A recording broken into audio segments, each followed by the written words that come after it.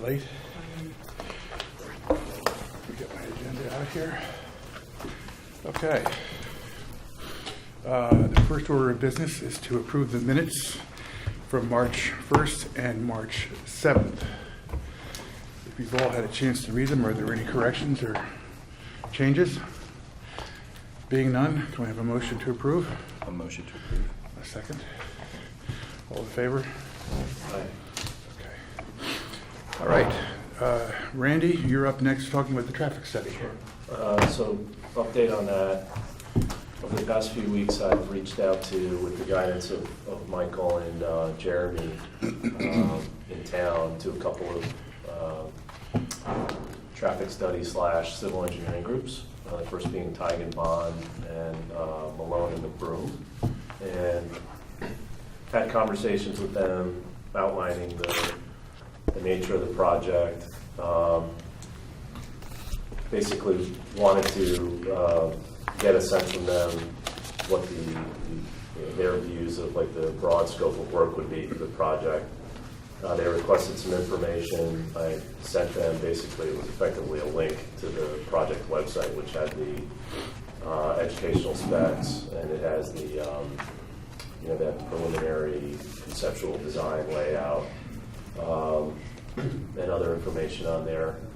They reviewed that and have since sent over proposals. I thought it was going to be effectively like an outline scope of work, but they've actually done that and put a price tag on it. So that's where it stands. I just got the second one this week. And I think the next step is to vet them, kind of compare them, ask questions to that, and then get final proposals and come back to the committee with a recommendation, which I think could be done by the end of next week. Would be my game plan for that. Okay. How does that kind of fit into the overall scheme of things from the project schedule? Well, I think you're either ahead or on schedule, because Diane's had some questions apparently from architects about that. Oh, really? Yeah, but I think that we're getting ahead of ourselves. Probably the next meeting will be the Friday the 12th, which is after the architect, the first wave of RFPs have come in. So if you want to work with Mike on that, the two Mikes. Sure. Great. Yeah, so you guys, maybe with the three of us can kind of work on reviewing those together and then come back to the board with, to the committee with a view on who we should go with. The prices are generally comparable. Okay. And both of these firms are known to the town and have done work in town. And so And being a state road, they understand whatever. They issues. do, although one group mentioned that there's a particular state level approval, I think it's called OSTA or something, that isn't necessarily necessary if you have fewer than 200 parking stalls or less than 100,000 square feet. But that was contrary to what the other group was saying.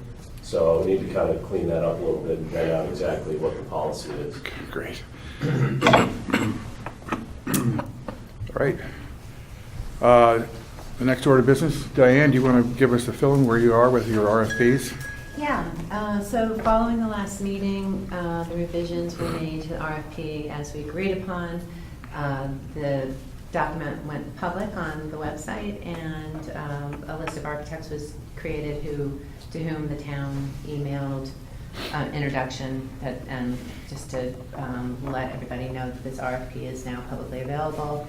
The deadline for questions has passed. That was yesterday. I did receive a number of questions from a number of architects, many of them in the last hour. So that's where things are going to be going.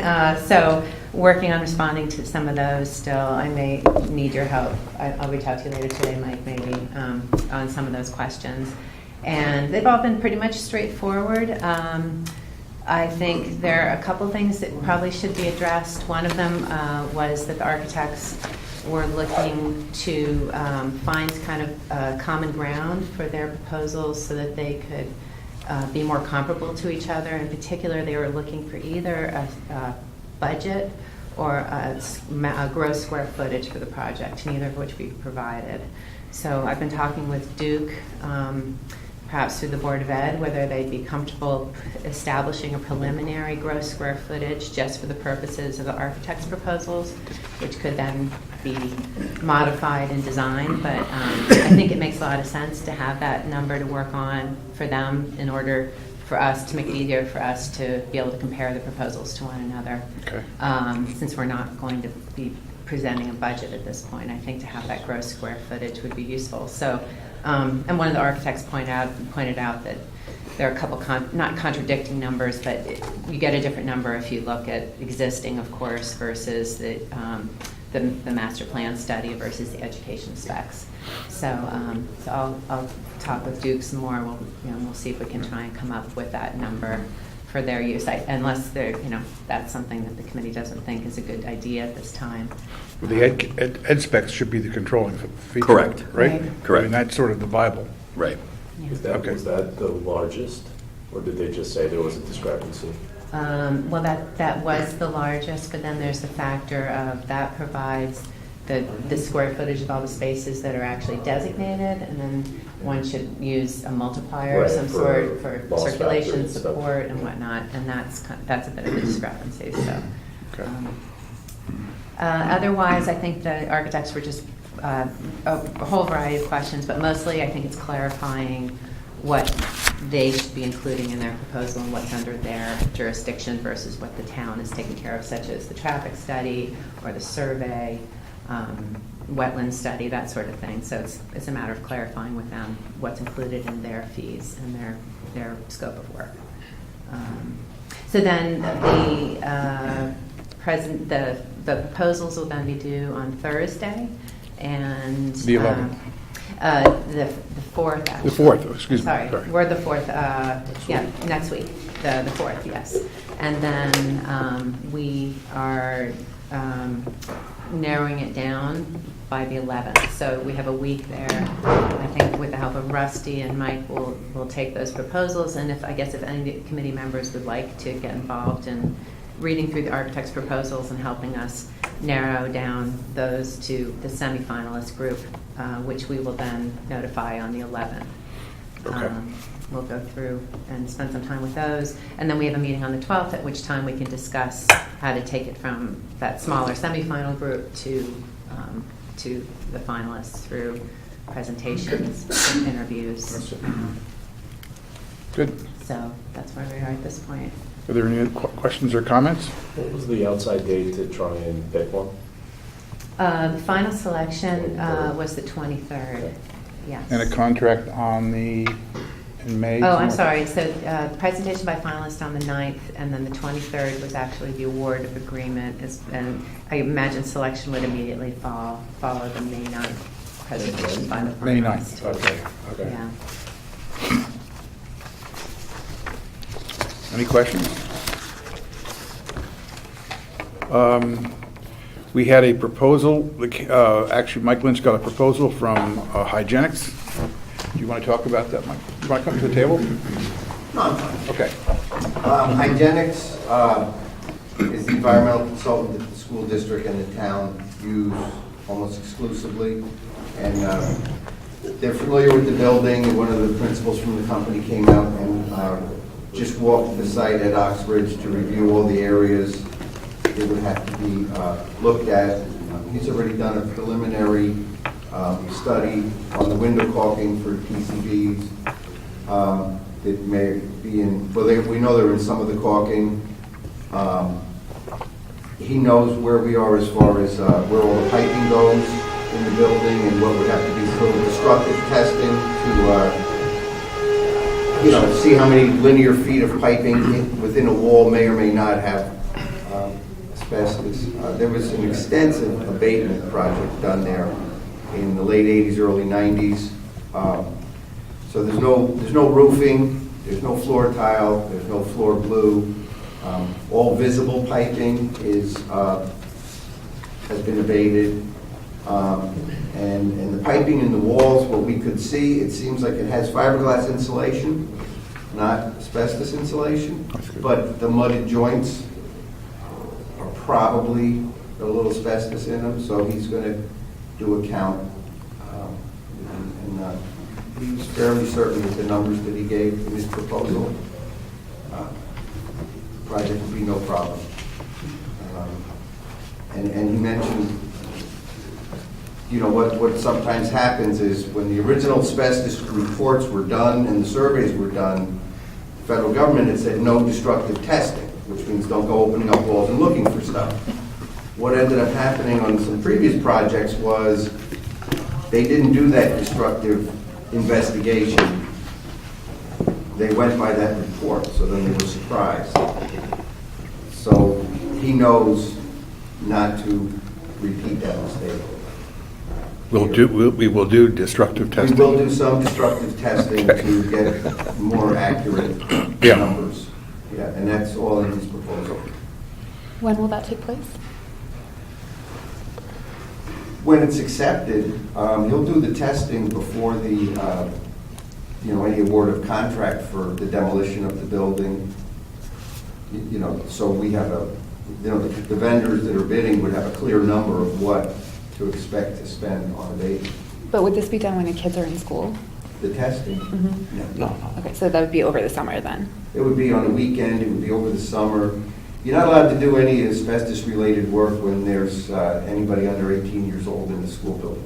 But what's the period as far as, like, as soon as they seal it, it's safe for the kids to come back the next day if it were a weekend? There's not like a... Yeah, what the destructive testing would be, they would, you know, cut a small hole where they see the pipe from the ceiling going down the wall. They cut a small hole in the wall and look in there with probes and see what's there. They're not going to like pick at stuff.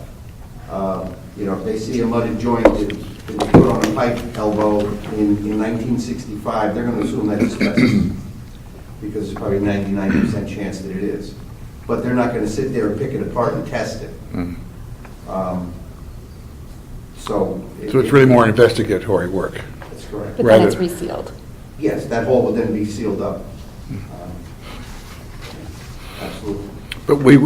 But back to Katie's question, when do we actually do the testing? When, in our scheme of things that we're talking about?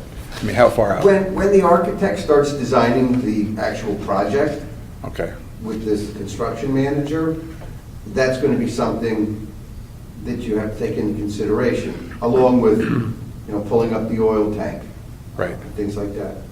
So it becomes part of the bid that goes out, or when we try to come up with our... Cost estimate. You know, if we come up with a cost estimate, that cost, we'll have a hard number to put in that. So we should do this over the next month or so, or 2 months. I would Month or two, say yeah. by the, you know, beginning of June. Right. You want that survey done. Okay. And, you know, we could shoot for the April break. Well, do we, everyone's had a chance to look at the proposal. Does anybody have a question on that? Are we prepared to approve it right now? I have a question. Is there any overlap in this work to the actual abatement contractor? Or is there any, you know, any kind of cost savings or anything to bundle that with? Or is it always handled as kind of distinct, you know, consultant that creates the scope and then abater? It's usually two separate people, so there's no conflict or nobody padding their own proposal. Okay, It's usually done this way. all right. Are there any questions about the proposal? You've all had a chance to look at it. Maybe if you want more time, we can put it off till the next meeting. I'd vote we move ahead. Yes. We should get this going. Second. Okay, do we have a motion to approve? I'll move that. John Second. and Rusty second. All in favor? Okay. Thank you very much, Mike, for bringing that up. All right, the next part is more of our conceptual discussion. Rusty, you're going to talk about project management options. Yeah. I tried to keep this as relatively simple as possible. Diagrams are always a good way to do that. Extra copies out here? Anybody else? You guys want? Basically, in the delivery of a construction project, you have three players: the owner, the designer or architect, and then you've got your excuse me, your choice of ways to go, and that's what we're here to talk a little bit about today. I might add that these are very simple diagrams. The owners also may have consultants on board for specific items that they're not comfortable doing themselves or don't have the time to do or whatever. A good example, it may be going to the State Board of Ed and get the grants and all that. We may have someone to there. So it's not just the owner alone. The designer, Diane discussed a little bit.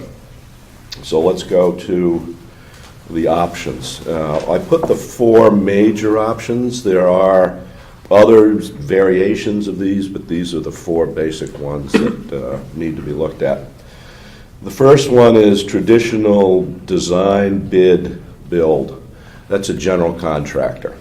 And in that scenario, the architect designs the project all the way through design, development, construction drawings. They then put it out to bid for a contractor to build it. And it's done under a lump sum manner. It's one contract. The contractor is responsible for the trades, the subcontracts. They're contracted to him, so all the owner gets is the point of contact. The single one is the general contractor. It's simple.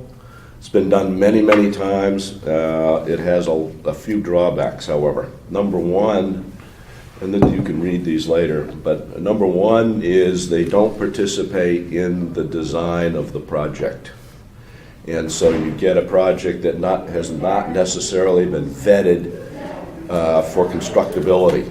And you don't have a second set of eyes, the guys that are going to build it, looking at it while it's still in design development.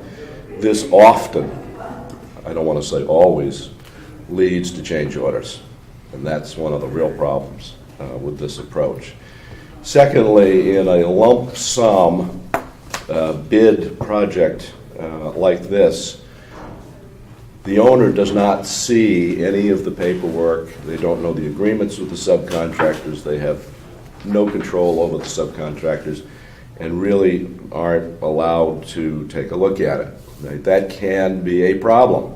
It was a problem in the swap. Was it the swap? Is that what they called the project? The shuffle. Shuffle. I knew it was something. The shuffle, where the contractor didn't pay the subcontractors and didn't get the lien waivers every month either. And so the town ends up paying double basically for everything because the town ultimately is responsible. So that's the traditional one, not recommended for this type of project. Way over to the right is design build. This is a growing area, particularly in Europe, not so much here on big projects. It really is for small projects. So what it is, an architect or designer and a contractor form their own entity. Either as a company they do it, or they just do it for a particular project. And so you have the only one point of contact for the owner, and that is through the designated representative of the design build firm. For small projects, it's pretty good because you got very good coordination between design and construction. They're, again, usually lump sum contracts. They can get stuff done pretty quickly. For a big project, they're not really designed for that. The major problem here is there's no checks and balances. You need a construction manager or someone other than the owner looking over the shoulder of the architect and vice versa, so that there's a checks and balances there. Again, it's for small projects. I wouldn't recommend it for this. So really what we boil down to is the construction manager agency and the construction manager at risk. A construction manager works for the owner. That's the key difference. He's looking out for the well-being of the owner. He does not benefit from change orders, which is a biggie. and he benefits from a project that comes in on time and in or under budget. They start, the key is they start at the same time the architect does. And in some cases, I've seen you hire the construction manager first, and then he helps get the architect. So this guy, this company is the key driver here. The difference between the two is a construction manager agency. As you can see by the diagram, the owner has direct responsibility for the subcontractors. So it's a lot more work for the owner. It's their responsibility to make sure they get paid on time. Now the construction manager helps with all this stuff, and it works fairly well. We did this on the middle school because construction manager at risk was not allowed at the time we did the middle school. Move over to the construction manager at risk. It's the same type of person, all that stuff. The difference is the construction manager is responsible for the subcontractors. And he pays them. They're under the construction manager's purview.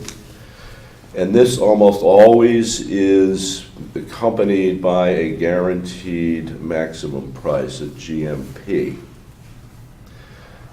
A GMP is sort of like over at the design build contractor, it's a lump sum essentially, but it's quote unquote guaranteed. Doesn't mean there won't be change orders, because there are. If they are initiated by the owner, then that gets added to the project. But what you don't get is all these design and constructability type of change orders, which can kill a project. If you look at the second, you can kind of see where I'm going here, I think. Page. This is a construction manager at risk, which is what I would recommend. And I know Mike is favorable to this type of arrangement. And that is the owner, and you'll see the reason I will put this diagram in here is he's working under a flat fee during the construction, pre-construction stages. Working with the owner, working with the architect, there's a dotted line, there's a lot of communication. And what you end up with is a set of drawings and specifications that are much, much tighter than you get in any of the other methods. And the reason is that because the construction manager is at risk, he's responsible for that guaranteed price. He wants those drawings to be as accurate as possible, and the specifications to be as accurate as possible. So there's a real incentive for him to pay close attention and give it the time that it needs. Once the project is approved and the drawings are done, they step in and they go and look. Obviously, they change roles basically to a general contractor, and they're overseeing the trade. Now, in this instance, he's not going just after the lowest price subcontractors. He's going after the best value, which includes quality and price, and it makes a big difference. Let's see what else. From a relative cost point of view, the construction manager at risk is slightly higher than the construction manager agency, because the construction manager agency has no risk. Now, we can mitigate that somewhat by the way the guaranteed maximum price is determined and when it is made. It's generally made first after the construction drawings and design specifications are done. And it's at that point, because of the state requirements, that's as far as we can actually go if we want state money. And probably be the time that we go to the RTM, because it's going to be pretty tight. But we may get a guaranteed price there, which would have a design contingency. There's two contingencies: design contingency and construction contingency. Have a design contingency in there, And then once the project is approved, they go out and get their bids for the subcontractors, and we can have an adjustment of the actual price at that point in time. That serves to mitigate, again, some of the more of the risk to the general contract, the construction manager, and we can push him down on the pricing. The other, Just one question. In the agency model, yep, it looks like the owner is responsible for the subcontractors. Therefore, I imagine the workload when all the subcontractors are being hired by or being vetted and hired by the construction manager directly under the at-risk, he has more work to do. Is that no, correct? he still participates in Okay. locating, interviewing, Okay. all that, the subcontractors. It's really a financial risk Okay, issue. thank you. That's really what it is. So then the risk you explained before is still there, the risk that we suggested in the traditional design build of the contractor or the construction manager paying the trades. No, because one of the things that is another major benefit of this way is the relationship between the subcontractors and the construction manager is an open book. So we see their contracts, we participate in the contract development, we see their requests for payments, we make sure they get all the paperwork done before they get paid. So it's open, which is key. This construction manager is a partner of ours, rather than an entity over here trying to make a ton of money. The other part of it is if things come in under budget, if under the general contractor method, general contractor keeps all that extra money. In this method, the We share. owner does, We or share. we share We it. share, yeah. Maybe he'll have an incentive in there. Right. Is this the method we did the garage by? Yes. Okay. And the key thing, John will remember, is that whenever, before a subcontractor got paid for his bill, beside it being reviewed, there was a lien waiver was signed. That's what they didn't do in the Shuffle project. Right. The lien waiver was signed so that every payment that was made was done. Done. And there was no more, I have a claim later on. So that's how that works. I think Rusty's exactly right about this recommendation. This worked very well for the Public Works garage. One thing we did was Ed and team and Pat, they kept careful track of the change orders, so we managed those very closely. We got obviously credit for all that we ended up keeping. I think that was a big way that we kept that budget under control and ended up as successful as we did. So I think this is terrific, and we should go this way. As I recall, John, for items that came in under budget, we did a sharing. Is that correct, or was it all ours? I don't remember. It's a good question. I don't think it was shared, but I'll check that. I mean, Anyway, but clearly it worked well. Yes. We can sort that out for this project, but I think the model, Rusty's exactly right, this will work well for this project. The only downside to sharing is you don't want to give them any incentive to cut the quality down. no, I got it. I'm But just that's the one thing you gotta watch Right. here versus the construction manager agency, because the construction manager agency has no incentive at all Right. to keep the cost. Can I ask a Yep. question? So it seems pretty clear that, so the relationship between the designer and the construction manager seems to be simply a contractual one, in that their Not contracts are parallel. Yes. So there's no, but that dotted line doesn't designate any relationship, Well- it's just a parallel, Well, the contracts you need to and- be written to You and I are complement gonna each sit other. down, architect's contract here, CM here, same contract, basically. Yeah. And we just go through and detail it out so there's no overlap and make sure it's we're meshes together. Right. We can even get the two designees in the room too, Absolutely. and see where their strengths are, just so that they've got a good relationship. Rusty, or does anybody know of pairings of designers and construction managers, excuse me, that work well, where they've worked together on lots of prior projects, and maybe that collaboration is helpful because they've. We've asked that question in the RFP. Oh, great. Okay. The architects, we've asked it, and we're asking it Right. at the construction manager, because one of the things that's, in my opinion, important is this, the architects have to be construction-minded. Yep.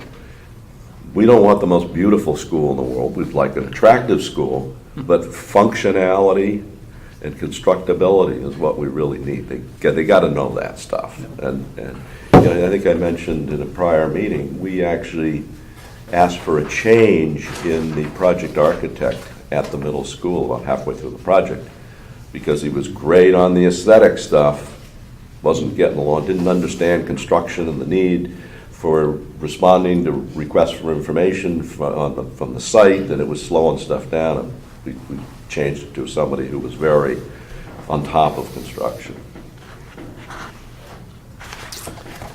Just another question, Rusty. Yep. You mentioned in the middle school, it was not allowed to have this at risk. Yeah. Yeah. Why is it allowed today? Is there a change in? It was a relatively new concept. And as I said before, there are other concepts here that are out there now that aren't allowed. It was just, you've seen how fast, or heard about how fast the Board of Ed up in Hartford works. Yeah. It's not the Board of It Education. made too much sense. Good answer. It was logical. Yeah. Well, the conclusion would be that if the committee thinks as such, we should follow the CM at risk model. Is that what you're? That's what I'm saying. Is the construction manager selection process proceeding at a pace like it is for designs? In other words, we'd have all this picked out by these dates as well? So, There's a schedule in here. there's a schedule in there It's like by the end of May. that they're kind of going concurrently. So this, we want to try to get the RFP out, approved at the next meeting on the 11th. It'll go out immediately. It's a little faster, a little easier than the selection of the architect. There's 3 steps in the architect selection. Just 2 are needed for the CMs. So it'll all come together sort of right at the end of May. Rusty, they're compensated as a percentage of project costs. That's a good question. Their fee is calculated as a percentage of cost, and we will know what that percentage is, but then it's fixed. Fixed percentage or fixed dollars? Dollar. The amount becomes fixed. That's at the GMP stage, you mean? Uh-huh. That's okay. But in the next couple of months, when we, go through a vetting process and an RFP, they're all going to be competing against each other on percentage, basically, right? Like, I'm curious about how we're going to hold them competitive. 'Cause We're going to give them, because the question came up on what the budget is. We don't have a budget. This Yeah. is zero-based budgeting. Yeah. But we know it's going to be a $40 million construction cost, a $50 million project cost. Pick a number, use that. Yeah. And the other part you got to watch out for, you got to make sure there, and this is the reimbursables. People can kill you on reimbursables. It's a sneaky way to get a lot more fees.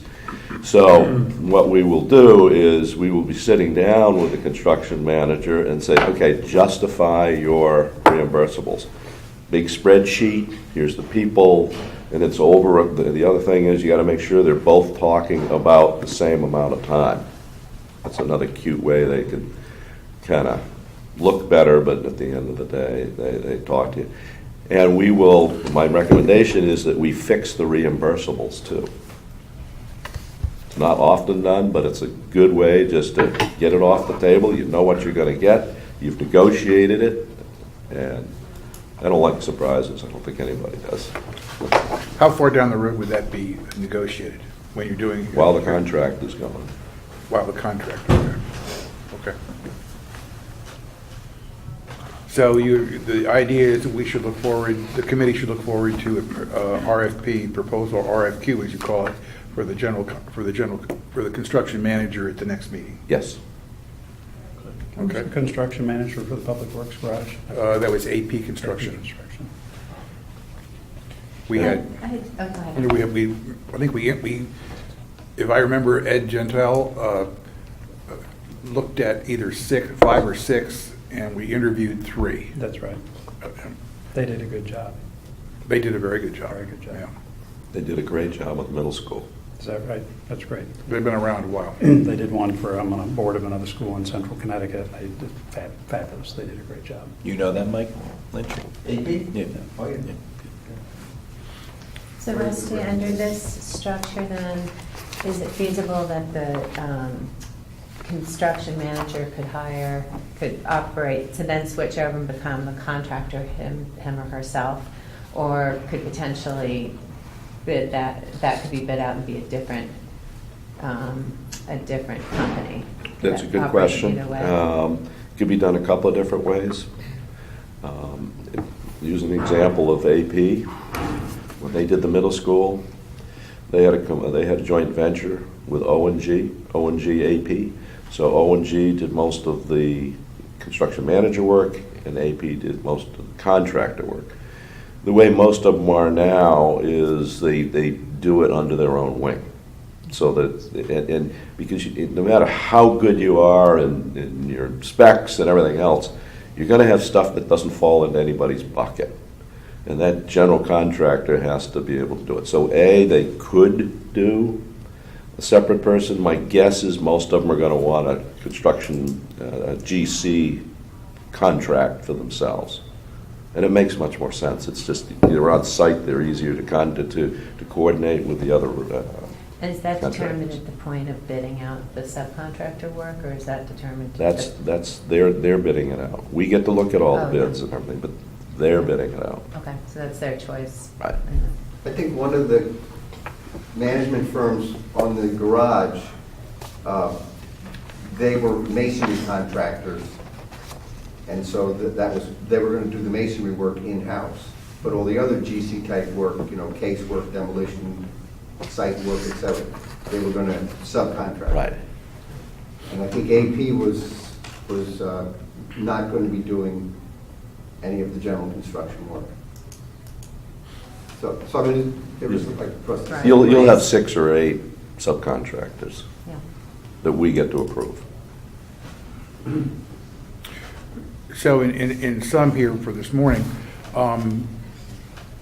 does anybody have any issue with crafting an RFQ that would look toward this construction manager at risk concept? Should I say we all think that's the right way to go? Yes. Okay. Fair enough, Rusty, you've got your work cut out for you. Thanks. The next item of business is to talk about potential site constraints on the construction process, and I guess you, Rusty, and Diane all talked about it. We met with Jeremy Ginsberg of Planning and Zoning and Bob Bush of the Fire Marshal's office yesterday. It was a good, positive meeting. We do have some work cut out for us. Site's a little tight. You want to sell your house, my man?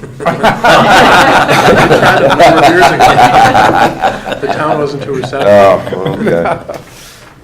We actually We can bought make a house good in the deal. middle school. We have to keep the barn and the horses, though. Yeah. Another constraint. That's part of physical education, it's riding. This is the site. Middlesex, Mansfield's over here. This is the school. Sorry, I can't get everybody here. School here. So the current school takes up all of this here. You got parking here. You got a couple little playgrounds here, and then you've got the field. We have no choice. The school is going here, right there. That presents some issues. The yellows are the setbacks. We have fairly significant size setbacks here, which squishes this site down to the yellow lined area. There may be some relief on that in the future. We're not sure, but I know it's being discussed, but we don't. Temporary, just temporary relief? No. Permanent relief? Yeah. Okay. Rusty, when you said it has to go there, is that because of grading? It's not so much grading, yet we have to keep the school in place while we build. Oh, I see. So that eliminates that. So it's got to be over here someplace. Give me, I'll hold it. You can point to it. You have a laser printer? Yeah, I mean, I'll get smart. Okay. So what we think will have to be done, again, this is all preliminary, is there'll be a construction road that comes right down here. And this is where construction will be staged from. And the building will be somewhere like here. The school remains in place. We build this road out here to the back, and the parking would be here. I think we can squeeze in one playground. Duke is looking at the playground issue. Technically, you're supposed to have 3. 2. No way we can do that. 2. 3? 2. Well, you need one for the early learning. That's one for the early learning and one for the rest. Okay. And there's no fields, obviously, so it creates a little bit of a problem. And construction parking would be over here, St. Paul's probably. So some of this parking will remain, some will not remain. But it is a very tight space. The building the maximum footprint is 86,000 square feet, I looked that up, which is actually a little smaller than the initial drawing. But it is what it is. A good thing that came out of it, there's only a little piece of wetlands over there, it won't interfere with anything, which is good. Up in here? Yep, right where your finger is. Okay. Yeah. And then we would have to go Which for we a, haven't gotten the updated site plan. No, We this assume this that's is this is the case. 1996 one. Yeah. Yeah. I think the surveyors were out yesterday, by the way. Oh, there should be done shortly. And this is residential just to the west there of that. we confirmed with, part of the meeting yesterday was to confirm with Jeremy that the open green space was there any potential to use it, to swap, and there is none. It's not owned by the town. Right. Oh, it's not? It's No. not owned by the town. So he said But if it's you private- went. It's privately held. Correct. Yes. That was part of the green space as part of the development of those houses in there. It's not potentially sellable either as a separate piece. It's owned collectively by those Right. houses that are adjacent to the And open space. even if you got them all on board to sell it, you're talking, if you get it approved, year and a half. It's not likely. Got it. Not likely. So it's not something the town can say, sure, you can use it for 2 years and put it back in condition that you found it, and we'll be happy with that. It's owned by a consortium of homeowners. Correct. Okay. So that's kind of where we are. The original drawing and the master plan had, a part of it is 2 stories. Most assuredly, we'll have 2 stories on this building. There's just no way, because the projected size of the building is 50% higher than what it is now. Total square footage. It's a lot. Good, we need it. Yeah. but, Get every last bit of it. Just a couple of other things, KIP particularly, that they're suggested, came up in the conversation we need to look at. We need to look at the old septic system and where it is and how do we remove it and all that.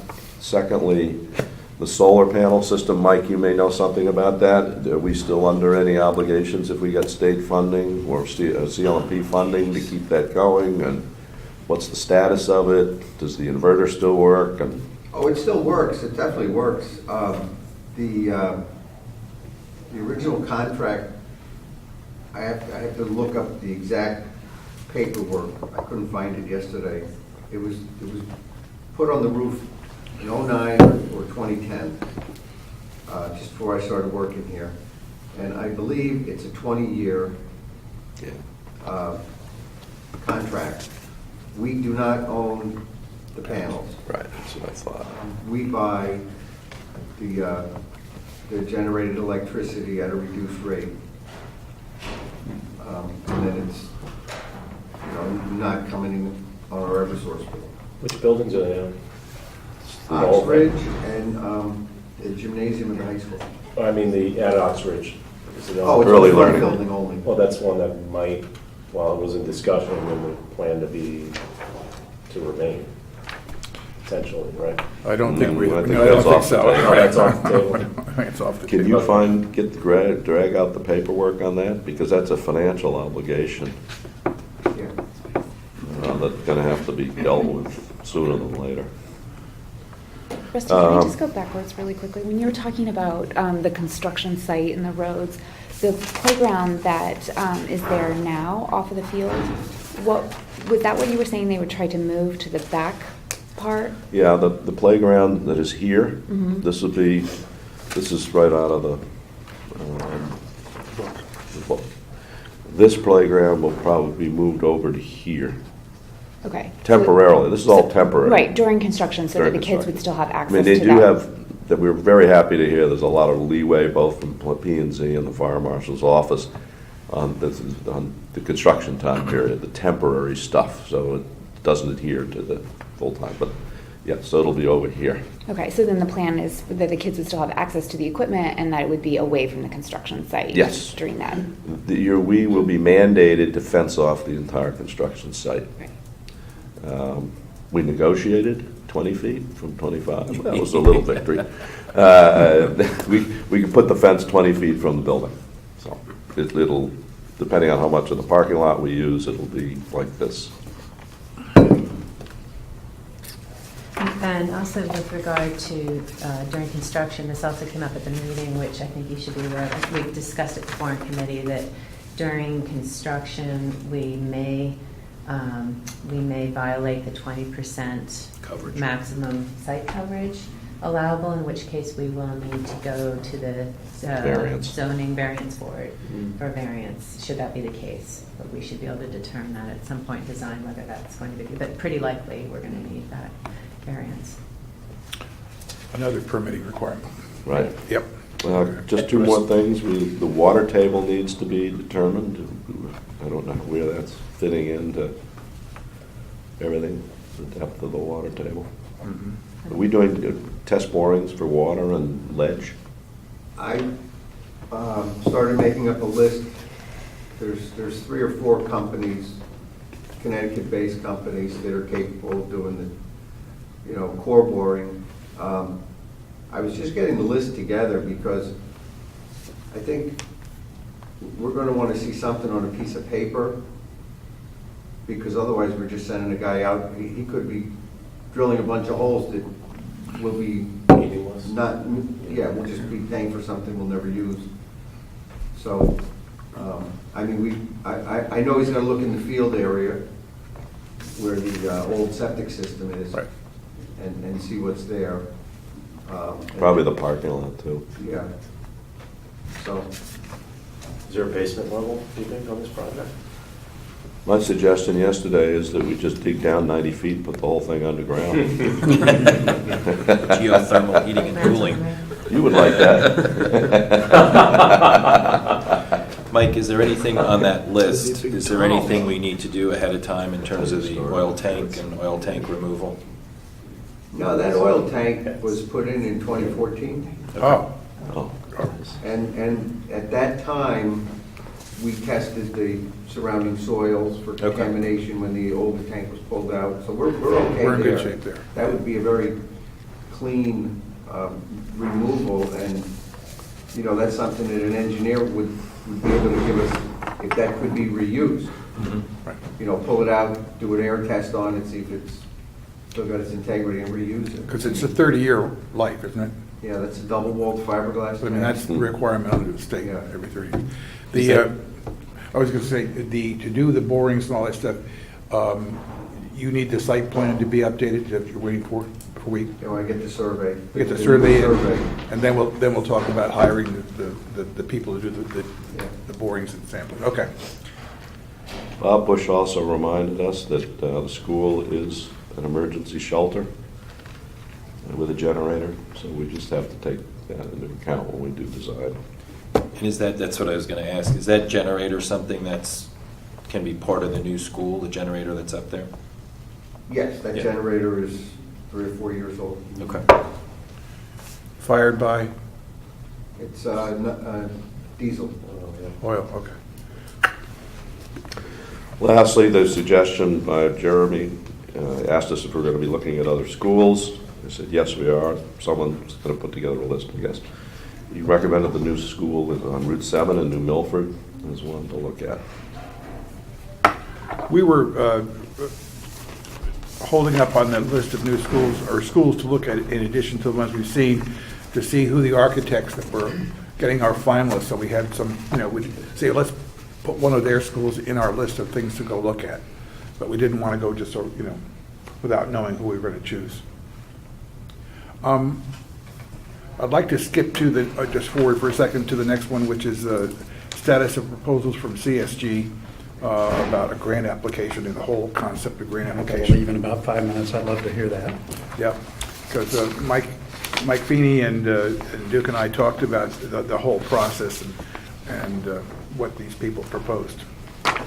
Right, so the proposal from CSG, Chris Craigle, and I talked to him and said, we're on hold right now, but they will walk through, I think the fee was a little over $10,000. They'll walk through the whole process of the state application grant. In their proposal there, they felt they could do it within the timeline for the June 30th deadline for the state. I think based on just Rusty's presentation this morning in terms of what we have to do in terms of hiring construction manager, costs, and different type things, that June 30th date just doesn't work with these timelines. I think it would be incredibly tight, and I don't think we would have the numbers we need to go to the RTM and the Board of Finance if we're going to do it that way, which seems to make sense. And then the other conversation was some of the firms that we'll be looking at actually do this process also as part of their overall management process of the project. Some of the construction firms. Some of the construction firms, exactly. Okay, that's great. So in the meantime, I finally got through to the state, and I have an appointment scheduled April 11th to go up to the construction office up there of grants through Senator Duff's office. He connected me to Costas and Angela up there. So I went back and forth with them, and if we have the updated survey, the ed specs, the RFPs, I'm going to go up there and lay that all out with them, and they'll go through the process and get some more insight into that. And then, the bill is moving through the legislature in terms of the governor's bill that may push and change this whole process out. But if you read through that legislation too, it also looks like the goal there is to provide less money to towns that technically can afford some of these type of projects. So Any update on the potential for pushing back the extension from the June 30th? that's going through the legislature right now. That's in the governor's bill. So that we'll know about that. Hopefully by the end of June as the process goes. But Okay. pushing it back, in the proposal the governor's created, and I sent all of you his bill, it was only about, the September 1 was the push-out date, but that was only if you were a school that was a regional school, or applying for a regional It's type not school. going to affect us anyway. Which would not affect us. Now, whether that language changes so that everybody gets a September 1 push-out date. Right. I mean, that would give us some breathing room. The big problem would, again, and it was pointed out at our Board of Selectmen meeting, and Kate Bush, who's not here this morning, but she emphasized it, is going to the RTM with a conceptual design only, and I don't think our architect, if we hire him, could even Right. get to a conceptual design that fast, that we all would agree upon, and have vetted and all that stuff. Getting to a conceptual design and a cost estimate, and going to the RTM with that number is so, Howard, we're not gonna do it. loosey-goosey. We're not gonna do it. Okay, so we have to go to the Board of Finance first. Right. We already, that road is blocked. Right. So John, the other thing that, before you run out, the other thing that, in speaking to Mike Feeney and Mr. Lynch too, is that just the overall process has changed up there, and it is, I think our words, a cumbersome, very administrative process to submit all this paperwork, so. And to keep track of it once you're if you're in the process, keeping track of every bill you pay and everything else. So there was almost a conversation about what that would look like from an FTE standpoint in terms of what the administrative needs would be to go through this whole process. So hopefully I'll come back from the state with more insight and more information, and I think it's part of the question and the process we should ask these construction managers as to their involvement. I'm sure all of them that have built a school in Connecticut has gone through it. Yeah. And then we'll continue to monitor the legislation. Okay, thank you. You gotta go? Thanks, guys. Yeah, I gotta go. Thanks. Thank you. Thanks. All right, going backward on the agenda about the timeline, the chart that Rusty put together here is kind of our timeline Gantt chart. And the reason you have it in your hand is to to look at it and see if we've missed any activity in the near term. And if we have, just add it, write it in. And also to start filling in who's responsible for what areas or what group you think is responsible. And then the coding goes at the bottom of the day of the month it starts and the day of the month it finishes. And when there's a meeting in red, whatever, just put M for meeting. And if everyone could take some time and go through this to add to what Rusty's put down so that by the time you all meet again, it's beginning to get filled in. Because this is sort of our game plan chart. Okay? Perfect. Is that enough? That's enough on that right now? Okay. Is there anything else that we want to talk about this morning? I'll entertain a motion to adjourn. When's the next meeting? The 12th? I'm sorry, the 12th, Friday the 12th. Will be after Right. Diane receives all of the RFPs. Or it's chosen, excuse me, it's chosen the, Yeah, I was gonna say that, yeah, that will be, and you can just, that'll be sort of a discussion at that time. yes. Do I hear a motion to adjourn? Motion to adjourn? Second. Second, all in favor? Aye. Thank you all very much.